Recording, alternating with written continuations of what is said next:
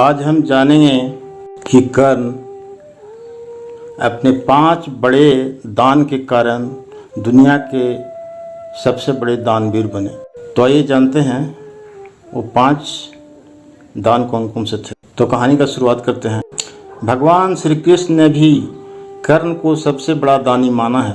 अर्जुन ने एक बार कृष्ण से पूछा कि सब कर्ण की इतनी प्रशंसा क्यों करते। तब कृष्ण ने 2 पर्वतों को सोने में बदल दिया और अर्जुन से कहा कि इस सोने को गांव वालों में बांट दो।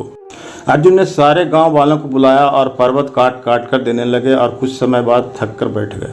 तब कृष्ण ने कर्ण को बुलाया और सोने को बांटने के लिए कहा। तो कर्ण ने बिना कुछ सोचे समझे गांव वालों को कह दिया कि ये सारा सोना गांव वालों का है और वे इसे आपस में बांट लें। तब कृष्ण ने अर्जुन को समझाया कि कर्ण दान करने से पहले अपने हित के बारे में नहीं सोचता। इसी बात के कारण उसे सबसे बड़ा दानवीर कहा जाता है। कर्ण का पहला महादान कवच और कुंडल। भगवान श्री कृष्ण यह भली भांति जानते थे कि जब तक कर्ण के पास उसका कवच और कुंडल है तब तक उसे कोई नहीं मार सकता। ऐसे में अर्जुन की सुरक्षा की कोई गारंटी नहीं। उधर देवराज इंद्र भी चिंतित थे क्योंकि अर्जुन उनका पुत्र था। भगवान श्री कृष्ण और देवराज इंद्र दोनों जानते थे कि जब तक कर्ण के पास पैदाइशी कवच और कुंडल हैं वह युद्ध में अजय रहेगा।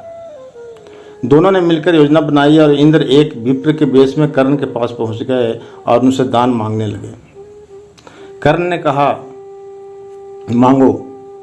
विप्र बने इंद्र ने कहा, नहीं, पहले आपको वचन देना होगा कि मैं जो मांगूंगा आप वो दे देंगे। कर्ण ने तैस में आकर जल हाथ में लेकर कहा, हम प्रण करते हैं विप्रवर, अब तुरंत मांगिए। तब छद्म इंद्र ने कहा, राजन, आपके शरीर के कवच और कुंडल हमें दान स्वरूप चाहिए। एक पल के लिए सन्नाटा छा गया। कर्ण ने इंद्र की आंखों में झांका और फिर दानवीर कर्ण ने बिना एक क्षण भी गवाए अपने कवच और कुंडल अपने शरीर से खंजर की सहायता से अलग किए और विप्रवर को सौंप दिए। इंद्र ने तुरंत वहां से दौड़ ही लगा दी और दूर खड़े रथ पर सवार होकर भाग गए। लेकिन कुछ मिल जाकर इंद्र का रथ नीचे उतरकर भूमि में धंस गया। तभी आकाशवाणी हुई, देवराज इंद्र, तुमने बड़ा पाप किया है। अपने पुत्र अर्जुन की जान बचाने के लिए तूने छलपूर्वक कर्ण की जान खतरे में डाल दी है। अब यह रथ यहीं धंसा रहेगा और तू भी यहीं धंस जाएगा। तब इंद्र ने कर्ण को कवच कुंडल के बदले में अमोघ अस्त्र दिया। कर्ण का दूसरा बड़ा दान। कुंती को दान में दिया वचन। एक बार कुंती कर्ण के पास गई और उससे पांडवों की ओर से लड़ने का आग्रह करने लगी। कर्ण को मालूम था कि कुंती मेरी माँ है। कुंती के लाख समझाने पर भी कर्ण नहीं माने और कहा कि जिनके साथ मैंने अब तक का अपना सारा जीवन बिताया उसके साथ मैं विश्वासघात नहीं कर सकता। तब कुंती ने कहा कि क्या तुम अपने भाइयों को मारोगे। इस पर कर्ण ने बड़ी ही दुविधा की स्थिति में वचन दिया, माते, तुम जानती हो कि कर्ण के यहाँ याचक बनकर आया कोई भी खाली हाथ नहीं जाता। अतः मैं तुम्हें वचन देता हूँ कि अर्जुन को छोड़कर मैं अपने अन्य भाइयों पर शस्त्र नहीं उठाऊंगा। कर्ण का तीसरा बड़ा दान। कृष्ण ने ली दान की परीक्षा। जब महाराज युधिष्ठिर इंद्रप्रस्थ पर राज करते थे तब वे काफी दान आदि दिया करते थे। पांडवों को इसका अभिमान होने लगा।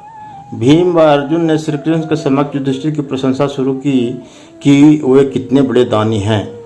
लेकिन श्री कृष्ण ने उन्हें बीच में ही टोककर कहा, हमने कर्ण जैसा दानवीर कहीं नहीं देखा। पांडवों को यह बात पसंद नहीं आई।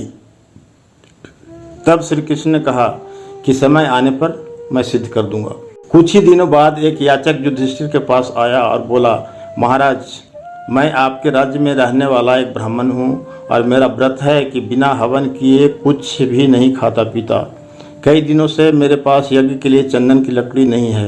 यदि आपके पास हो तो मुझ पर कृपा करें, अन्यथा हवन तो पूरा नहीं ही होगा, मैं भी भूखा प्यासा मर जाऊंगा।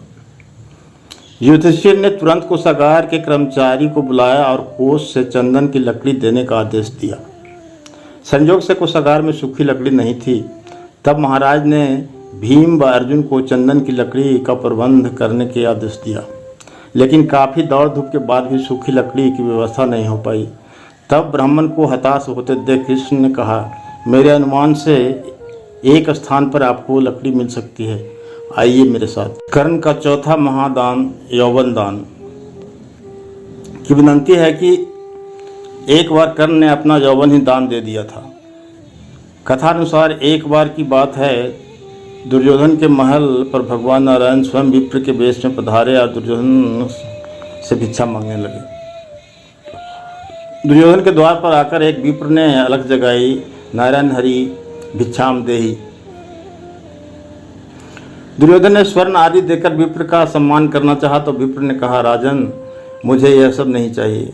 दुर्योधन ने आश्चर्य से पूछा, तो फिर महाराज कैसे पधारे? विप्र ने कहा, मैं अपनी वृद्धावस्था से दुखी हूँ, मैं चारों धाम की यात्रा करना चाहता हूँ, जो युवावस्था के स्वस्थ शरीर के बिना संभव नहीं है। इसलिए यदि आप मुझे दान देना चाहते हैं तो यौवन दान दीजिए। दुर्योधन बोला, भगवान मेरे यौवन पर मेरी सहधर्मी का अधिकार है, आज्ञा हो तो उनसे पूछा हूँ। विप्र ने सिर हिला दिया। दुर्योधन अंतःपुर में गया और मुंह लटकाए लौट आया। विप्र ने दुर्योधन के उत्तर की प्रतीक्षा नहीं की, वह स्वतः समझ गए और वहां से चलते बने। उन्होंने सोचा अब महादानी कर्ण के पास चला जाए। कर्ण के द्वार पहुंचकर विप्र ने अलख जगाई, भिक्षाम देहि। कर्ण तुरंत राजद्वार पर उपस्थित हुआ। विप्रवर मैं आपका क्या अभीष्ट करूं? विप्र ने दुर्योधन से जो निवेदन किया था वहीं कर्ण से भी कर दिया। कर्ण उस विप्र को प्रतीक्षा करने की विनय करके पत्नी से परामर्श करने अंदर चला गया, लेकिन पत्नी ने कोई नानुकर नहीं की। वह बोली, महाराज दानवीर को दान देने के लिए किसी से पूछने की जरूरत क्यों आ पड़ी? आप उस विप्र को निसंकोच यौवन दान कर दें। कर्ण ने अविलंब यौवन दान की घोषणा कर दी। तब विप्र के शरीर से स्वयं भगवान विष्णु प्रकट हो गए, जो दोनों की परीक्षा लेने गए थे। पांचवा दान कर्ण का सोने के दांतों का दान। कर्ण दान करने के लिए काफी प्रसिद्ध था।